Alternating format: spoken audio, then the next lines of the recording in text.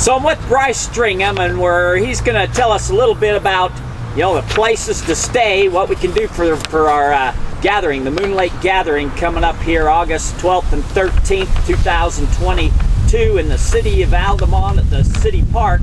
And so we've had some questions of people saying, what can I do? Where's there places to stay? What's happening? So Mark, because there's a lot of people coming, and where are these people going to stay? Let's hear this. Well, I found out we were doing these videos last night, and I got up this morning and I called the Best Western in Duchesne. And because they're having the Duchesne County Fair there the week we're going to be there in August, we thought all the rooms would be sold out. But I talked to a guy named Paul who runs the Best Western, and he says on the 11th, 12th, and 13th, which is the Thursday, Friday, Saturday, on Thursday they have 26 rooms. On Friday they have 15 rooms, and on Saturday they still have 20 rooms left. We thought that'd be completely gone. That's probably the most handy place to stay if you're going to be in Duchesne. I know there's another big hotel that has kitchens and stuff in it.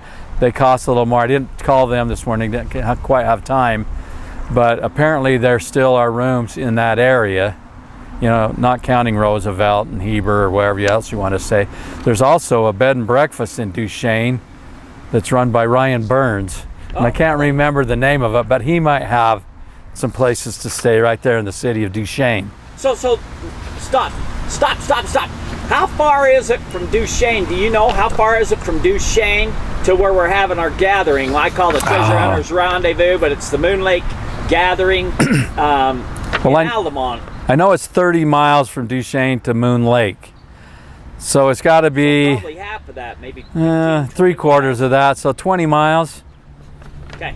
Yeah, it's not a bad drive. It goes by pretty quick. Okay. But like I say, we were afraid there would be absolutely no rooms. For me, it's worth going. We've got some amazing speakers that Mark has lined up, and I'll let him talk in the next video about who he's got coming. We've got a mystery speaker who's going to be thoroughly amazing. So did you get to meet the mystery speaker? I didn't. Mark. Okay. Mark, you can't comment then. I can't comment. All I know is Mark says he knows something about everything. And I won't tell you why he knows something about everything, but you're going to want to meet him. And when you come to this, you say what night's he speaking? Do you know? Oh, let's see. He is speaking Saturday night. First speaker Saturday night. Friday. Oh, he's speaking Saturday night. So yeah. Saturday at the park. The picnic in the park, man. Picnic Hit me up, man. I'll tell you who the mystery speaker is, and I'll even load you some questions to go talk to him, because you're going to be thoroughly amazed at what he can tell you, what he's been involved in. The picnic at the park's going to be amazing. We've got several people lined up to come. We're hoping people in the audience will take some time and stand up. I was telling you just a minute ago that last year there was a guy named Michael James who was there that was very interested in giants. We're having Utana speak about giants this year, and he actually met her and talked to her quite a bit, but he's an alchemist, and he talked to me about these giants that they found that had let me make sure I'm saying this, like thorium beryllium spheres that were in bohrium boxes implanted in the chests of these big giants they found all over the world. And he told me about all the powers they have. He's an interesting guy. He told me he's planning on coming at the open mic with a bunch of people and a bunch of information. So that's just one guy that'll be there Saturday at lunchtime. But the mystery speaker, Mark told me that they went out to lunch and talked, and they narrowed it down to one topic they're going to talk about. And for me, that's a topic I'm very, very interested in. Mark didn't know anything about it, so he's been getting educated the last week, and I'm hoping I get a chance to go to lunch with this guy before the powwow, before the gathering, just to see what he has to say. But I've met most of the people that are going to be speaking, and I just think it's going to be quite a treat to go out there and listen to these guys. And where else can you go to for free? Yeah. Mark and I were talking about, we don't know if we can do this next year, because we ended up buying some what's that insurance called? hazard or yeah, liability insurance yeah. for the couple of days we're out there, because we're thinking it's going to be bigger. But apparently we're supposed to have a food truck there again this year for both days. So you can come and buy food off of that. And if you go up to Moon Lake, up to Greg and Yvonne's lodge up there, they've got a food truck up there right now. They've been posting pictures of what they're serving. And I told Mark I might sneak away and just go up there to the lake for a minute and eat a little bit. So I'm sure we'll talk about this more in another video, but Kent and David Bullock told me that they're going to be up there Friday during the day, and I don't know the time yet. I'll have to find, but they're going to be giving little talks and stuffs up there at Moon Lake, telling treasure hunting stories and whatnot. So, Friday day, if you're not doing nothing, head on up to Moon Lake and to the lodge there and listen to Kent and Dave Bullock, hear some of their treasure stories, their Spanish treasure hunting stories of the area, and it'll be a great time, So it will be. And Dan Lowe took us for a hike last year up on the west side of Moon Lake, which was very interesting. I've done a lot more reading on Moon Lake and Spanish treasure since last year, and I'm just surprised at all the different people who have been up into Utah searching for gold, from the early conquistadors and other people who keep following all this stuff. But I don't know, Dan might be doing another hike this year too along with that. We'll find out and let everybody know so that people can go on that. So man, I kind of detoured you on the sorry about that. I detoured you on the I love detours. Where people can stay. So we got there in Duchesne, we got the Best Western, you said? It's the Best Western. I can't remember how many rooms they have. Where else can people stay? Well, they'll be just camping in Altamont at the old fairgrounds, which is on the west side. I think we thought we had the address on here. 15911 West, 3850 North in Altamont. It's just basically a dirt parking lot. There's no water, there's no electricity. We're supposed to have some porta potties there. Mark and several people stayed there last year. It's like 2 minutes from there to the park. It'd be a great place for people with campers and things like that, and I don't know this for a fact, but I think the Mr. Speaker's going to be bringing his motor home and parking it there, so that if you do happen to go there to camp out in your camper, there'd probably be some midnight talking going on there with the Mystery Speaker and other people in that little thing. So that's something that you might want to go over there just to see what's going on, even if you ain't camping there. I know Mark's going to be there, and he's going to be hoping for that. I know Heavy Sursa last year brought this humongous generator because he's in the business of renting out the large construction type generators. But so you're a little far away from people, so you can do stuff like that. But I think there'll be some late night talking, so sleep in both mornings so you can stay up late. It's not the greatest place to pitch a tent, but you could pitch a tent because I think it's kind of gravel. It's not just dirt, it's kind of gravel. It's kind of gravelly, and I don't know how weedy it is. Last year it wasn't too bad for weeds or anything. But it's just a parking lot for the old rodeo ground. It's an old parking lot, and it's dirt, and like Terry says, it's mostly kind of small pea gravel. So if you got a tent, bring some pads. Like I say, we had several people camp there last year in tents, and they were fine. And they've arranged it so that we got that for how much is that going to cost people to camp there? Absolutely nothing. Free. And I think that's part of our liability insurance covers that too. But yeah, Mark's been working with people out in Altamont since last year to make sure we have the whole park. Last year we only had a portion of the park. This year we're going to have the whole park so your kids can come play on the swing sets and monkey bars and stuff. They tell us that they don't want us to camp overnight at the park, so just be aware of that. Last year everybody came. There was hardly any garbage left. Everybody was amazing. We went over Sunday morning and just policed the area, and we didn't pick up very much garbage. For 300-400 people there for 2 days, to me that was just a testament to the good people that come to these events. Yeah. And how well they take care of everybody. So back to more places to camp or stay. You know, like I say, there's 3 or 4 places there. You might check up at the Moon Lake Lodge, see if they've had any cancellations on their cabins.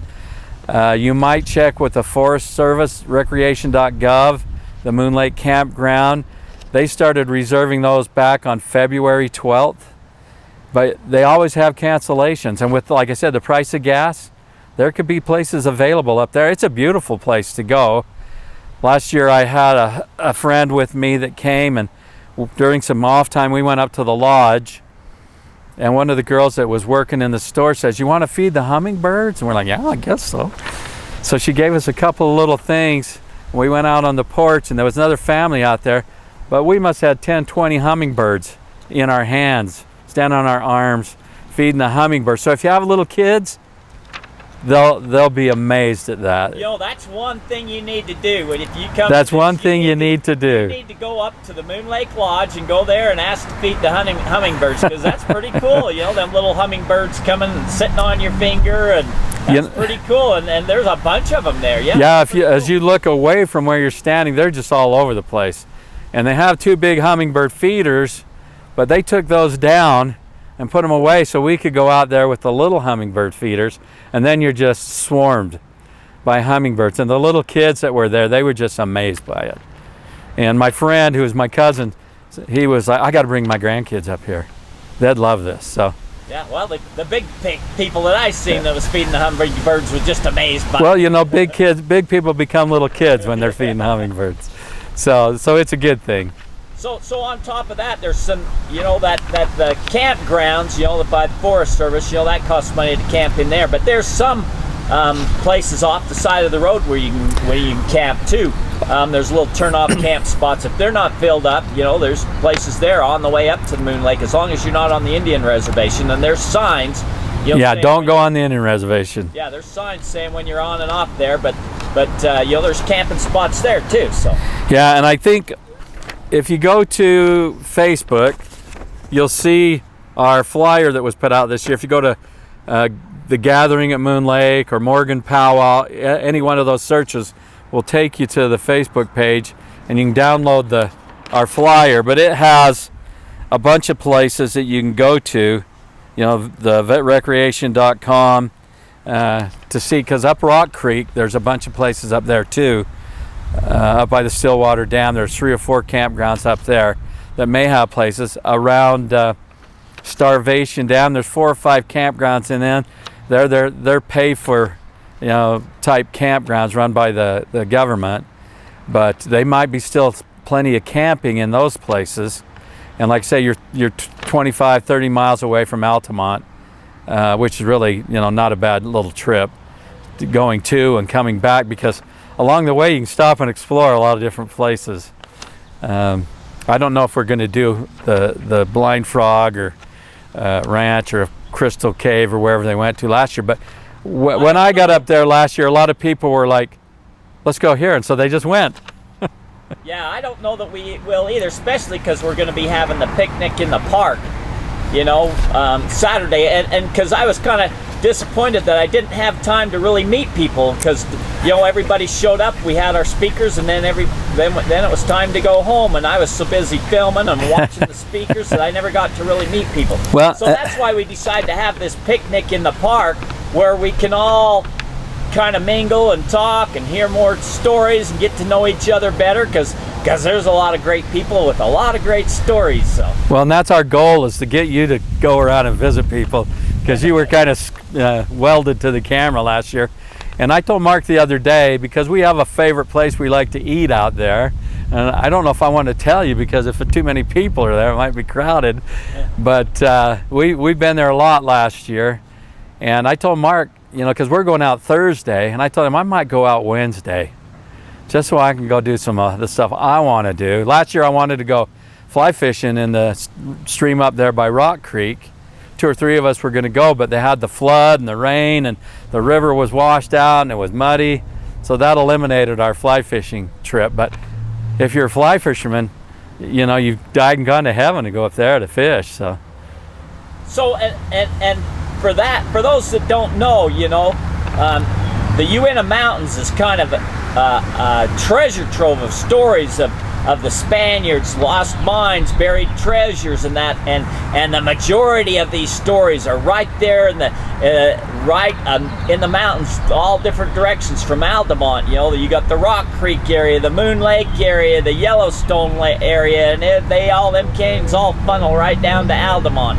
You know, there is a lot of stories, a lot of history, a lot of stuff went on in that area. So well, and that's a great thing, because I mean, I can't remember the guy with the big beard that was the dowser, and Michael Pharisee. Yeah, he was amazing. I wasn't there at the gathering to hear him, but I watched your video.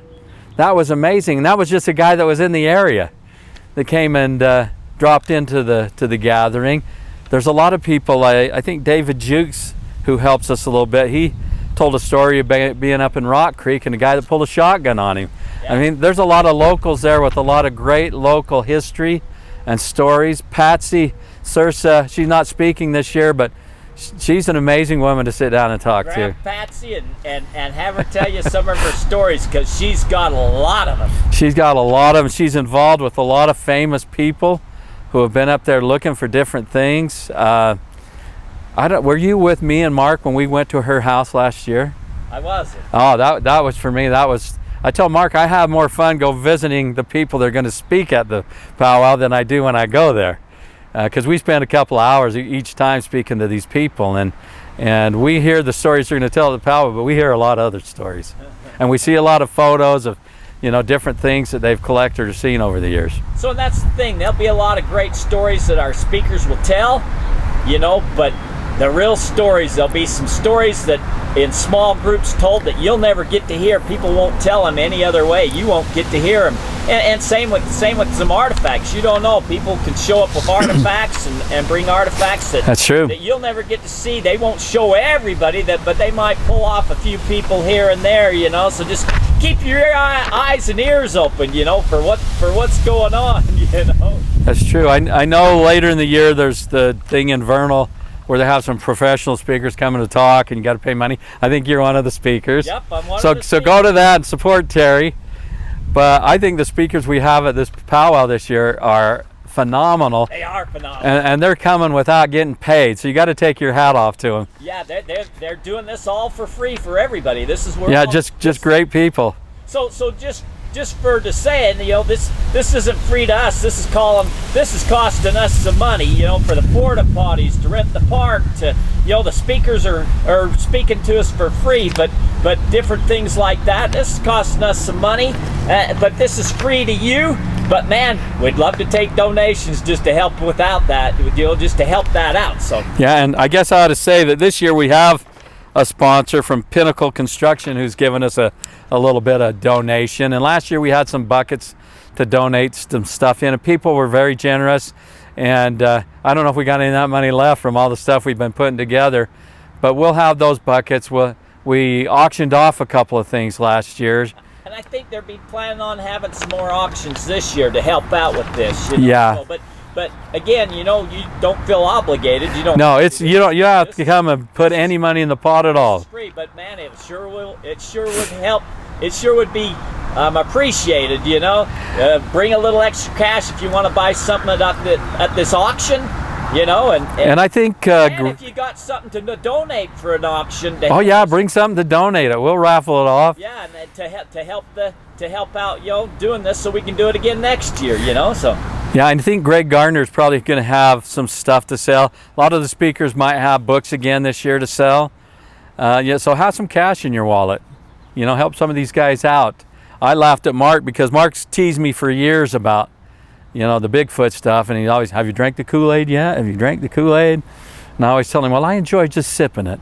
And he got me involved a little more last year, helped put this thing together. But we went out because we met some people, and we decided to go for a ride up Rock Creek, up a canyon, to see if we could find a cannon, an old Spanish canyon.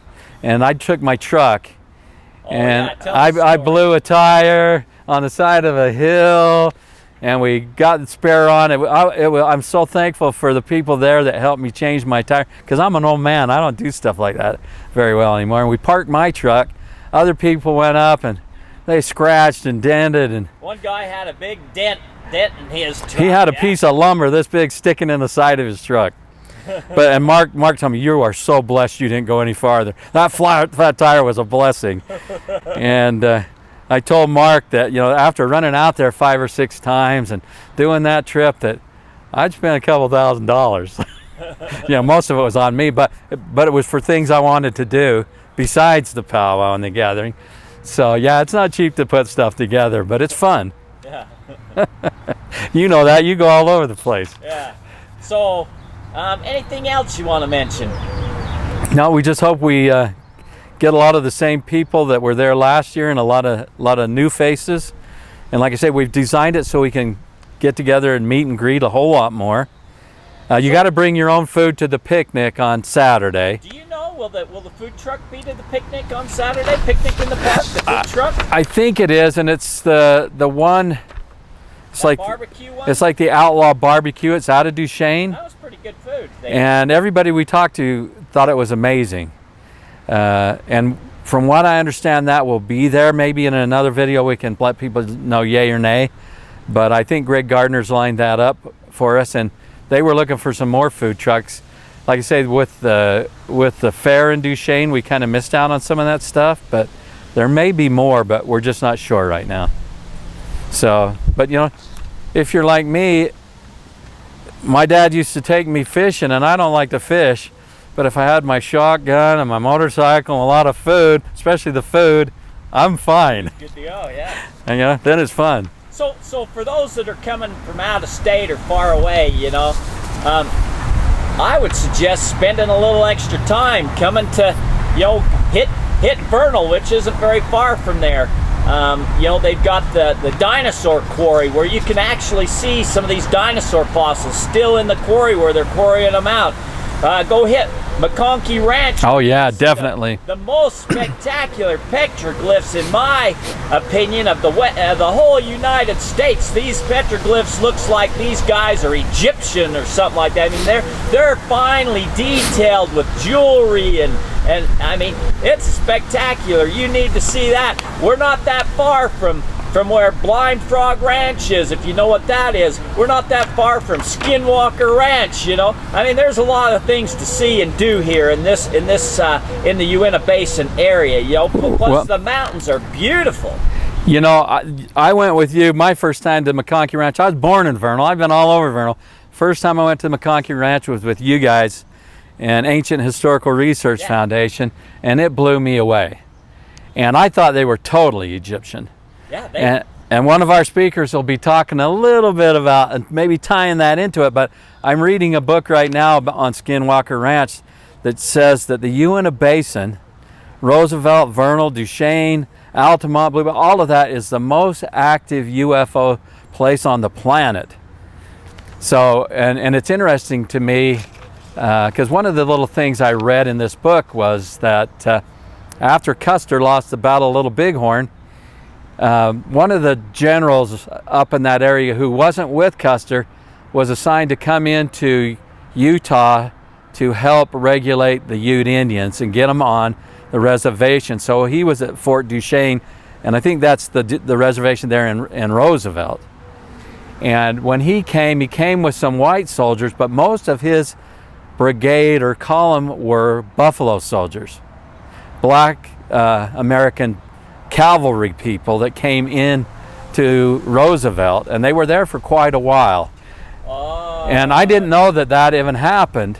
And I read a lot of Utah history, but it was funny to me because the Indians were enamored by them and the way they looked, but they also didn't like them that much. And the book says that when all these guys died, they put them in a cemetery, and the Indians built houses on their cemetery because they didn't like them. Really? So this isn't very well known, but the Indians paid the Buffalo soldiers, some of the Buffalo soldier, to help them hide some of the gold, some of the mines. Oh, is that right? Move some of the treasures, cut down some of the trees that had markings on them. Ooh. They paid the Buffalo soldiers to do some of this stuff. See, there's a story I didn't know. Yep. So you never know what you're going to hear. And I found, when I was a kid, I was so shy, I never talked to anybody. Well, I was out of high school quite a bit before I actually started communicating. My wife tells me you can't get me to shut up now, but all you got to do is open your mouth. Hi, how are you? Where you're from? And then it's amazing what you can learn from people. There'll be a lot of interesting people there, and you definitely want to talk to them and hear their stories, or at least find a circle, man, and just kind of stand by it and just kind of eavesdrop, because there'll be a lot of great stories going on. That's true. Be a lot of great people, a lot of stories. Well, okay, Mark. I'm Bryce. Bryce. Okay, Bryce. So with that said, man, that's a wrap, and we hope to see everybody here at the Moon Lake Gathering, Altamont, Utah, August 12th and 13th, 2022. It's at the City Park in Altamont, and Friday and Saturday. And like I said, Friday during the day, go on up to the Moon Lake Lodge, and Kent and Dave Bullock tell some of the stories, some of the history, some of the things that went on in that area. So yeah, and I met Dave Bullock a few months ago. I didn't hear him at the powwow. We went and visited his house. You could listen to him for weeks. He's got all kinds of stories. He does. And he is a professional storyteller. But some of his stories just ain't stories, man. They're real life. Oh yeah, yeah. So, with that said, Bryce, that's a wrap, and hope to see everybody there. Thanks, Jerry.